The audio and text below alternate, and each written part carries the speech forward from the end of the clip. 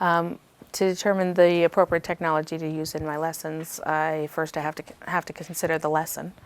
Some things are much more appropriate. For instance, we're doing fractions right now, so using fraction bars that are on the iPad in the Envision tools is appropriate for that. There are other things that would not be appropriate, that they need more hands-on. So if, like when we were putting together blocks, it was easier for them to manipulate them putting them together than it was for them to see it on the technology. They weren't quite grasping the concept visually. They needed more tactile tool. I've seen a couple of things change in my teaching. We have more access to tools that we didn't have before. I have access to online things that I didn't have before.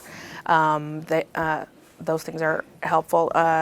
For instance, if I'm speaking about a country, it's very easy for me to pull it up on the Promethean board and show them exactly where that's located. I don't have a full map in the classroom, so that shows them.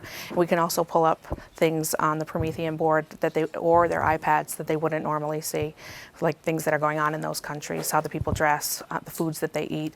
We did a unit on comparing countries during December and how they celebrate different holidays around the world, and they were able to pull up things that they were reading about and see for themselves exactly what they looked like. This shift toward digital learning benefits my students because it gives them access to manipulatives that I wouldn't normally be able to afford to buy for the entire class, or like fraction tiles.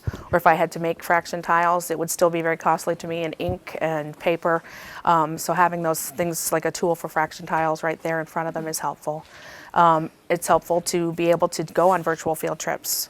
It's helpful when I am not in the classroom, when I have to go to meetings or things like that, and I can put a lesson on EduCreations or assign them a lesson on their textbook, and they can do it that way. And then when I do EduCreation, I'm actually speaking. They actually can see me, can hear me, and answer questions that way. They can't answer questions with me answering back, but they can still answer a question and have it written down and have some questions answered. We use Google Classroom a lot. One of the ways that we've been using it recently is for math lessons.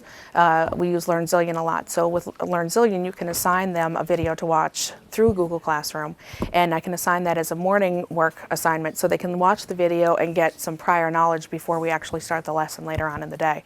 I also do book reports on Google Classroom, because I've noticed that a lot of the times when I've assigned a book report in the past, it wasn't so much the child doing the book report as the parent doing the book report for the child.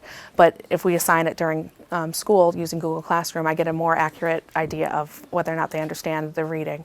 And it's also helpful for those students that have very poor hand-eye coordination, because they can type their answers and they can get their message across a lot easier without getting frustrated because they can't read their own handwriting or I can't read their handwriting.